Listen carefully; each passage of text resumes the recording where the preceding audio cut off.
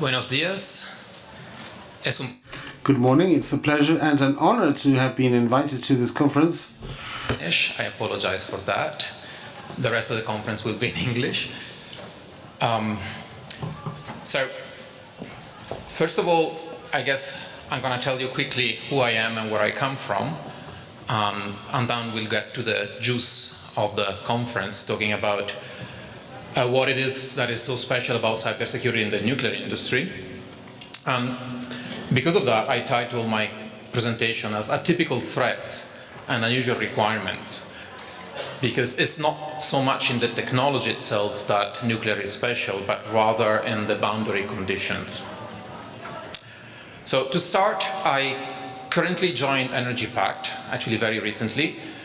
And this is a foundation which was born 10 years ago, but just this year decided to go active in engaging itself in the energy sector, in the cybersecurity of the energy sector, mostly thanks to the Austrian government that decided to sponsor us, and that's why we moved from Switzerland to Vienna. And the plan for the next year is to expand and to be at the same time a forum, a research center, and a training center for cybersecurity in the energy sector, and do this mostly at the high level not in the sense of anything special about it, but mostly touching on the diplomatic level, the regulatory level, the legislation level, and making sure that different nation states, different entities are talking together and have access to a high level of knowledge and a high level of technology through the forums that we intend to provide. Before that, in the last 7 years, I've had the opportunity to cooperate with some of the more interesting players in the cybersecurity field and in nuclear security. I mostly work across these two fields, nuclear security and cybersecurity, and in particular, all of those listed have some influence in nuclear security, but I'll come back, obviously, to the work I did with IAEA and NTI, because these are quite crucial to cybersecurity for the nuclear industry. And to start with, I was for 7 years at the IAEA, the International Atomic Energy Agency, and there I had the chance to work as a nuclear security information officer. And in 2006, because I did not like my job done and I threatened my boss from leaving, and she decided she had to give me something interesting to do. She gave me something nobody wanted back then, and that was the computer security for nuclear facilities. So in 2006, the Atomic Energy Agency had just started doubling in the importance of cybersecurity for the nuclear industry. And for the 5 years I was on that program before I left, I was only allowed to be on that program at half time. Now, finally, my colleagues back at the agency have 4 people working full-time. There's a full training program which has been developed, several standards. But the important message is the industry has been moving rather slowly and back then, and it gained momentum in these last years. And to gain momentum, a few incidents and a few turning points had to happen. And it's actually very refreshing to see how much faster now it is now, and how much more attention is given, not just to cybersecurity, but to cybersecurity of critical infrastructure. Some of my work at the agency actually was focused on developing standards. 2 of them have been published more or less recently.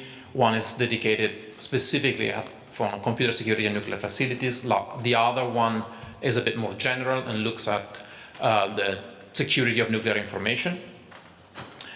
And except for that, I was focused on developing mostly training material, standardization, and working with regulators around the world to make sure that the regulatory process would start. And we'll get back to this more again, because it's one of the key points of the nuclear industry. So now that you have a vague idea who I am and why I'm here, let's go on to a bit the core of the message I would like to transmit. So I got invited to talk about cybersecurity in the nuclear industry at several different conferences.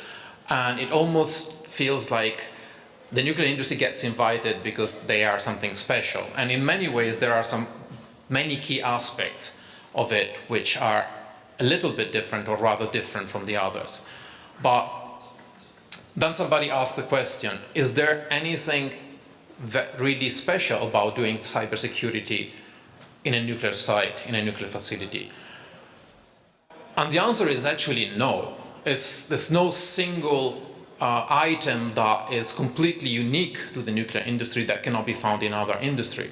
It's more the putting together of a lot of different factors that create a special environment which has special requirements. But I will not, today I will not give you any specific administrative, operational, or technological insights, because again, at that level, what we do is very similar to what you do in your industry.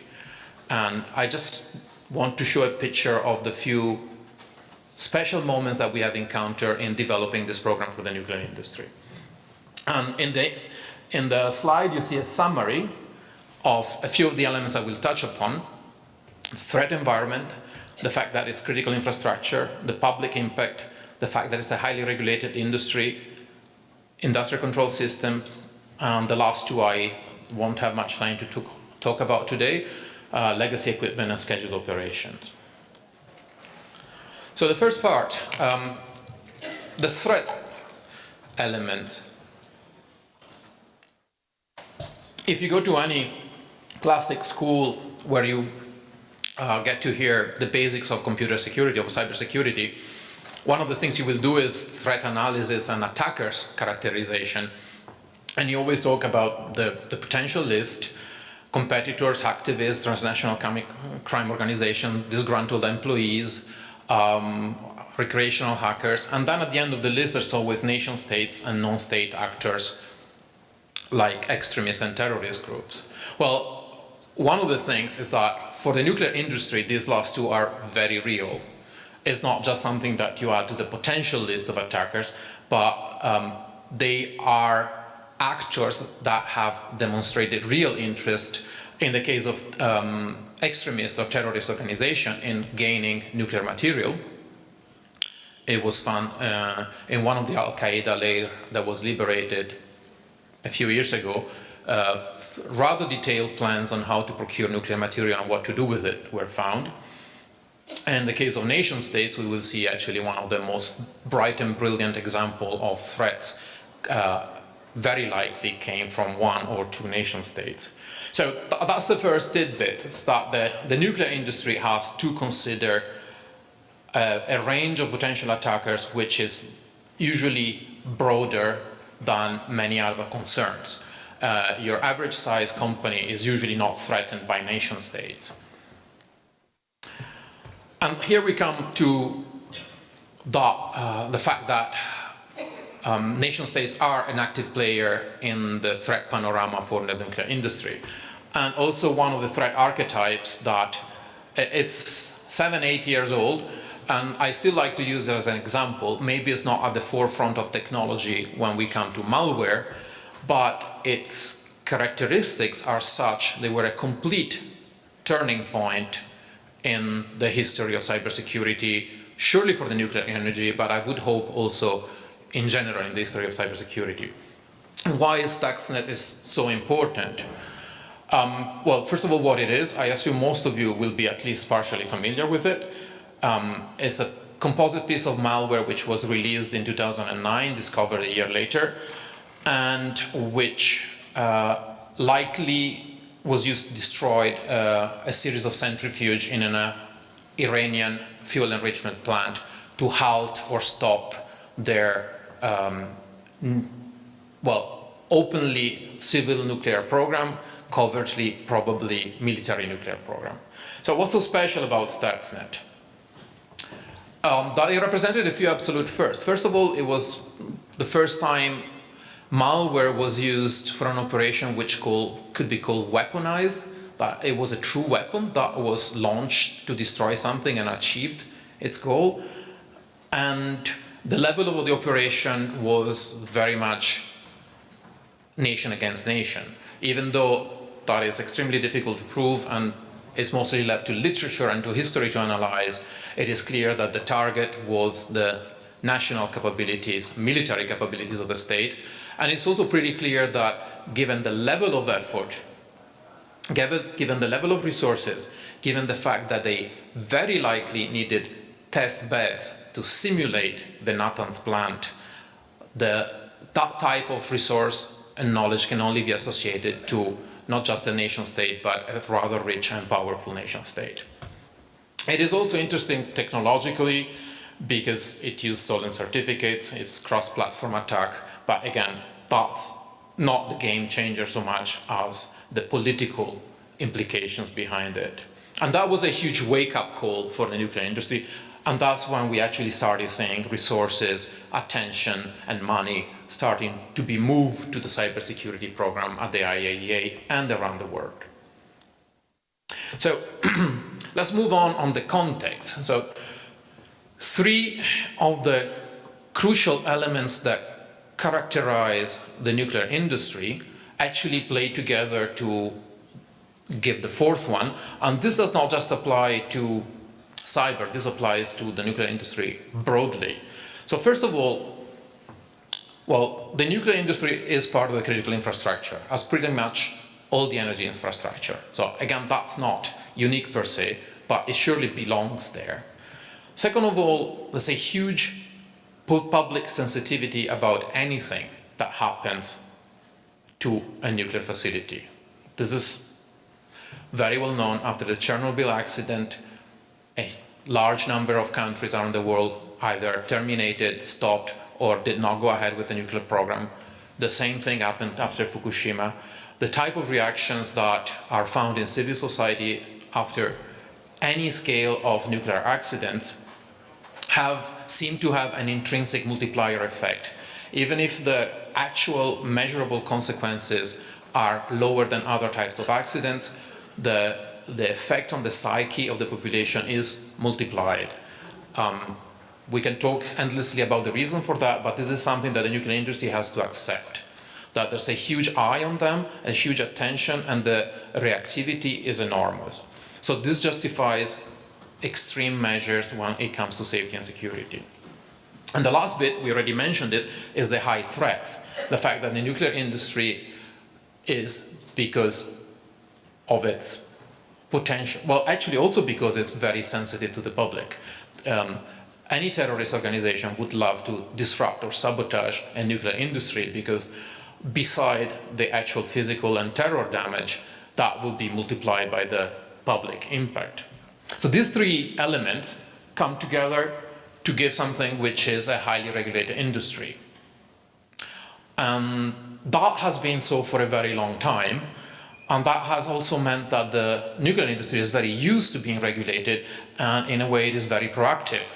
And this became very, very important when we started pushing for expansion of regulations to cybersecurity, because there was a very positive reaction from the nuclear industry to the point that in some countries or in some companies, for example, EDF in France, and we had also some in the United States, the companies went ahead and self-imposed regulations in provisions of what would have to be a negotiated approach. The other thing which was really interesting is that instead of resisting the upcoming regulations, the operators and the owners became active partners in negotiating the regulations. And this helped the whole process because it ensured that the regulation that actually came out made sense to both the regulatory side and the operator side. Because of the fact that certain risks are simply declared not acceptable and undeclared not acceptable either through legislation, through regulation, or through the work of the regulatory authority, that also thwarts the risk assessment. The risk assessment is partially externally dictated. A risk cannot be transferred, or very few risks can be transferred. And some specific risks, even though there may be factual consequences, may be considered lower on some scales, are dictated by the external influencing authority, that they have to be reduced to an acceptable level, which is acceptable for a national regulation. So this creates a special environment in which the way security is done is sometimes more strongly oriented towards compliance than performance. This is a common element across the nuclear industry, that the amount of capital investment and amount of investment in security and safety is huge and very often dictated by external compliance reasons. What's the flip side of this strong state involvement and of the fact that there are many constraints from the regulatory side? On the flip side, the good side, is that the state takes an active interest in all that is in critical infrastructure, and very often specifically in the nuclear critical infrastructure, offering direct state protection and offering access to intelligence, offering a ways to be supported in the determination of the threats and in the determination of the security measures to apply. An interesting tool, which we'll not have the time to discuss today, but which is used in the nuclear industry, is called the design-based threat. And we are evolving towards writing a cyber design-based threat. And that instrument is a clear instrument which is negotiated through anything from the national security services, the military, and the nuclear industry to better understand what are the highest credible threat to a specific facility or to an industry. That's extra work, but at the same time, that's a great way of creating a path of understanding and of communication between agencies which are crucial to the security of the critical infrastructure. Now that I've talked about the more rather ideal side of this, it's interesting to touch a bit on the implementation. And here I come back on the work I did with the University of Brandenburg and NTI. NTI is a nuclear threat initiative, which was mostly concerned about non-proliferation until a few years ago. That is, making sure that no other country beside the existing one would assemble nuclear weapons. And then it started expanding its interest to nuclear security in general. And then its last move 2 years ago has been to move towards including the cybersecurity in nuclear, because we managed to convince them that it is actually one of the highest priorities that should be included in the wider realm of nuclear security, of anything that can go wrong with nuclear material. And what NTI does is produces a so-called index in which it rates each and every country that either has nuclear facilities or nuclear material on its territory, and it rates the country on several aspects of security and aspects of non-proliferation, and gives a global rating and tries to push countries to improve specific aspects. So since 2016, it added a cybersecurity aspect to it, and it publishes its own separate report on cybersecurity. And I'm proud to say that the first experimental study on this was done through the University of Brandenburg, and I participated in the project. And what we did is we went around and interviewed people from operators, regulatory authorities, government in 6 countries, and compare what we thought were the best practices to what actually was happening. And what we found is that there was still a reticence to go ahead, despite everybody recognized the necessity for regulating and for putting out cybersecurity regulations for the nuclear industry. The process was extremely slow, and even back 2 years ago, and in some countries back even today, the regulations were still being written, were still at the experimental level or just freshly published. And even if they had been published, the inspections were not going ahead yet. So the panorama is still changing rapidly. And I spend most of my time working with regulators and with the operators that have to accept those. And it's actually very interesting to see the balance of power and how there is a progressive acceptance. And at the same time, it's interesting, for example, to see the parallel to what is happening at this moment with the European-wide regulations, which are slowly coming into place in the next 21 months, if I'm not sure, that in which operation of essential services have been identified, will have to be identified and will have to comply to some level of protection in cybersecurity.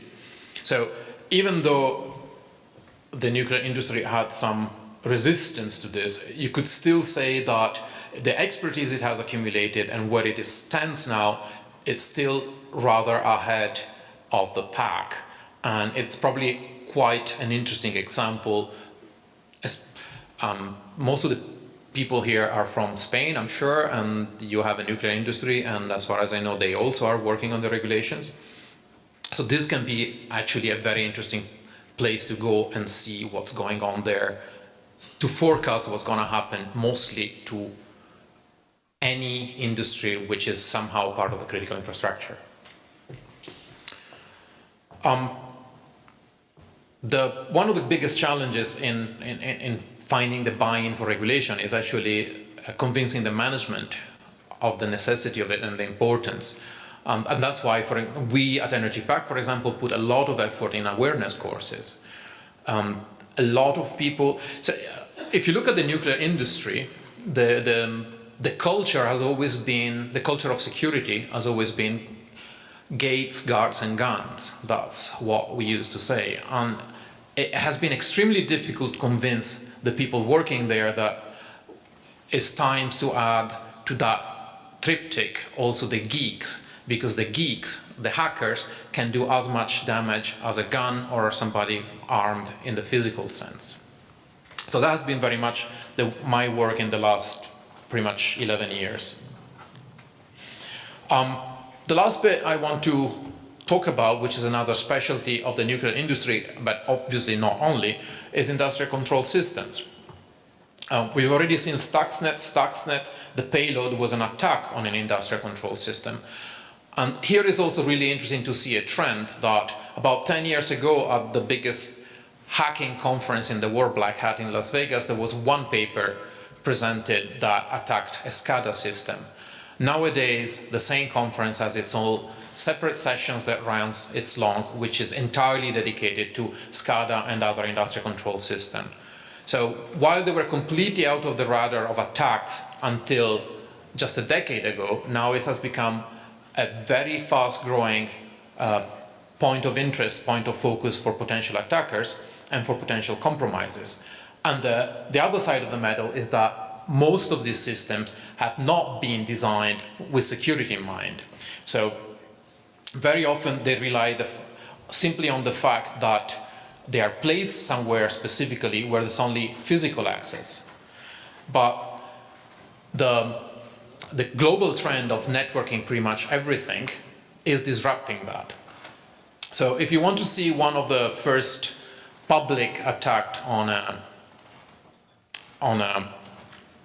industrial control system, I invite you to look for the video on the Aurora project, in which one of the federal labs in the US caused a huge diesel generator to blow up simply by sending it contrasting command via purely computer, Ethernet, and SCADA system. And they simply managed to make the generator blow up. So that was the first wake-up call that something was possible at that level. But what has been done until now, people have been starting to study. Ciudad is a search engine which has been built by some researcher, which is used to find industrial control systems and similar systems which are online and they are exposed. The German group used that search engine to find what was available in Europe, and they found a huge number of machines, human-machine interface, programmable logical controller, building management systems, which were not only networked, they were publicly exposed to the public and also completely unprotected, which can make you think of all the type of attacks which may be possible on these machines. And which brings me to my last slides, because I'm running out of time, which is why in the nuclear industry one of the crucial concepts is the defense in depth. The defense in depth concept includes the fact that networks are strictly separated and divided according to their safety and security relevance, and there is only a one-way directional flow of information from the safer and more secure sides to the business and engineering side, and there is no possibility for feedback. Okay, I ran out of time, sorry. I had a few things more to say, but my takeaway points are pretty much that, one, whatever your threats, some industry may have them worse. Two, regulations can be a heavy burden, but if you actually engage the regulators, they may help you thrive. And the last point is that SCADA security or ICS security is one of the new key security playing fields, and it's there to stay and there to grow, so it requires attention. The last, I just want to invite you to two events that we will be running in Vienna, the Energypact Foundation. The first one is actually in a few weeks, a Women's Cyber Forum. And if you look around the room in most security conferences, you know why that is badly needed. And the second one is the Vienna Cybersecurity Week in 2019, which is a high-level energy diplomacy, energy security conference. Sorry for going beyond my allotted time slot. Thank you for your attention.